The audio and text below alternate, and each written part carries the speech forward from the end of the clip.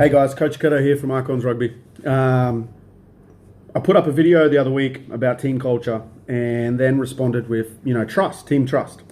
And I got asked, I had a few inboxes and stuff and, had some conversations with people, and it came out that honesty was one of the main answers that I kept going to when people are asking questions. They were asking questions on, well, how do you know when you have trust or you don't trust? And then they were using other things. So that was one. And then there was another one around, well, one coach asked me, how do you actually create trust? And it got me thinking, because I'd already done this, but not thought about it in a way to give it to other people. And the first thing that came out of, these conversations was, well, honesty is a big thing. And, there was always rebuttals around, well, my guys are honest. And it got to me that honesty in a team environment is not the same as an individual environment. So if I speak to an individual and he tells me something and I think he's honest, then I believe he's honest. So honesty in a one-on-one situation between people is normally given, okay? In a team environment, you can't give honesty, which is different because it has to be earned. And I touched on it a fair few times in that video about trust last week. And, it kind of got me going around the honesty thing. And I bring it back to this small, training's the easiest example. I'll give training the easiest example and I'll break out into a few. So if I was to give you, 50 push-ups and one person in the team does 49, that's not honest. Okay? If I'm to give you a gym program and everyone's doing a gym program, and then at the end of it, I ask how many guys gave everything they had and could not give me 1% more. And some guys answer yes, but others think, and some guys answered no, okay? You're going to get that. Then my next question is, how many people here believe that someone just lied? Super confrontational. You'll struggle to get someone to put their hand up, but do it. Because if you don't want to do it in a team environment, maybe start individual and then build it into a team. But if one person thinks, well, I think Johnny B. Honey over there lied. I don't think he gave everything because I saw him 2 weeks ago do more. There you go. You're not honest. You're not honest. That you don't have honesty in your team.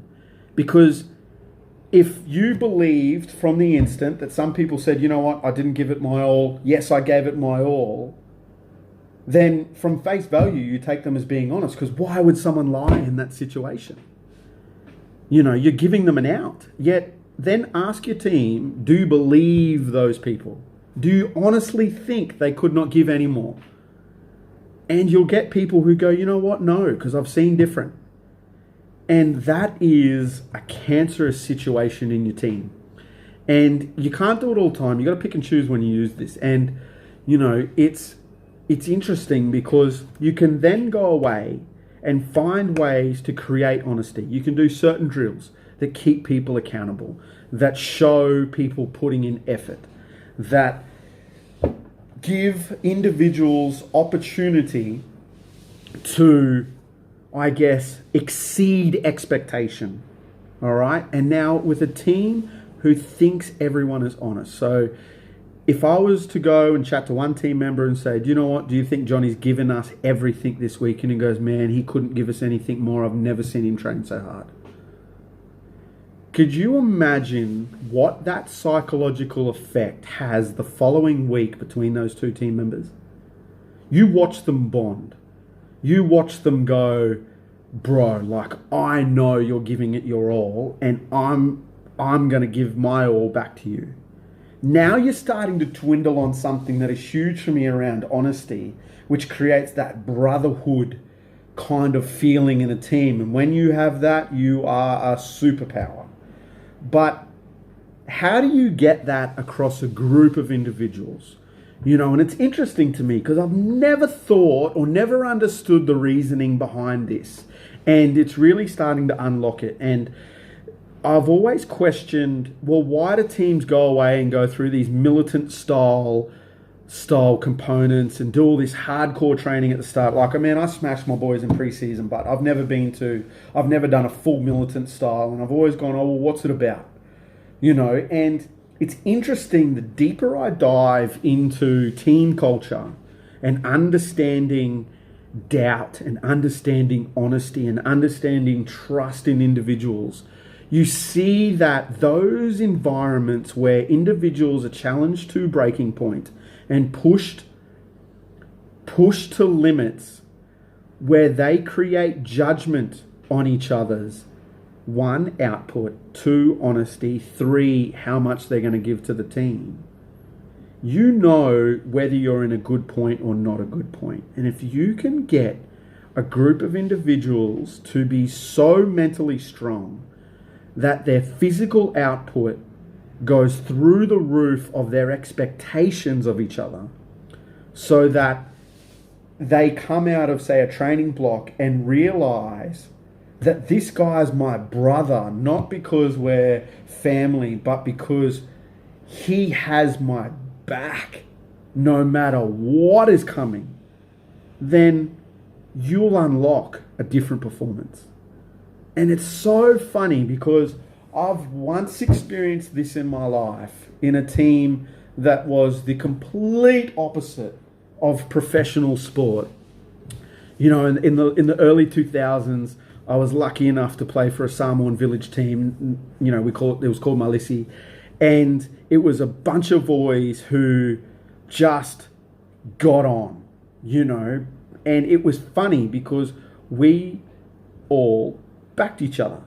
And it wasn't created in this blood, sweat and tears environment, but it was created because we were in a team that was completely different from everyone else. So from the get-go, we were looked at different, we were treated different, we were, laughed at behind scenes and stuff like that. So our backs were up against the wall. And that made us, that if you put on the green and white, you were blood, because you have nowhere else to go. You've got nowhere else to go. Like, that's your only sense of belonging. And we formed one of the greatest sides that I've ever been able to play with, that I think could challenge many of, a top rugby side, purely on the basis that every single player that went out on that weekend in those competitions emptied the tank and had nothing else to give. Yes, we did some things right. Yes, we did some things wrong, but no one cared. We were held accountable to our performance, because if you didn't, you got laughed at, and that's embarrassing, so you give it your all.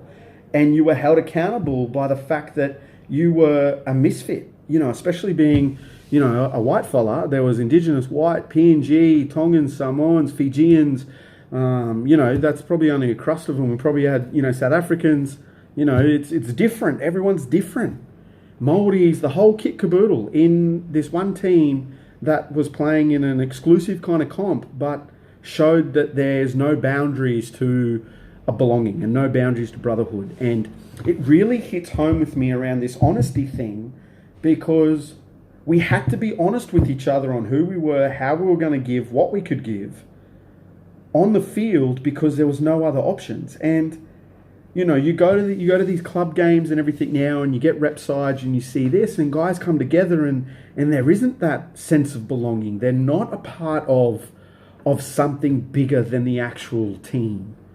So you've got to create that. And how do you create that? There's a few ways. You can either put people through hell, or you can get them to find their sense of belonging, or you can create something outside of the rugby that brings people together. And I've seen it happen in a few different manners. And for me, in professional sport, or moving into that hierarchy, you need the mixture of the first two. You need a mixture of pushing people to limits that they've never had before, and getting them to buy into each other, that through each other is the only way for them to succeed, and then giving them a sense of belonging, that they're special because they're a part of that group and not another group. And when you combine those things with pure honesty, if you don't miss a rep, man, stand up for it. Say, bro, I missed a rep. Is that okay? And the team will choose. You are like the team's judge and jury. They'll say, nah, man, finish your reps. Or they'll go, you know what, bro, you've given everything today. Make it up next time. Don't let it happen again. And that's honesty. You know, that's a huge part of team culture. So guys, that's just, you know, my thoughts on honesty in a team environment, because it's not individual honesty. It's not given, it's earned. So if you got any questions around this, or, you know, even thoughts of your own, because this is a hugely, you know, perspective difference kind of topic, flick some comments down, throw a feedback video, give me something. And guys, you know, I look forward to being able to throw out some more in the near future. Thanks guys. Peace.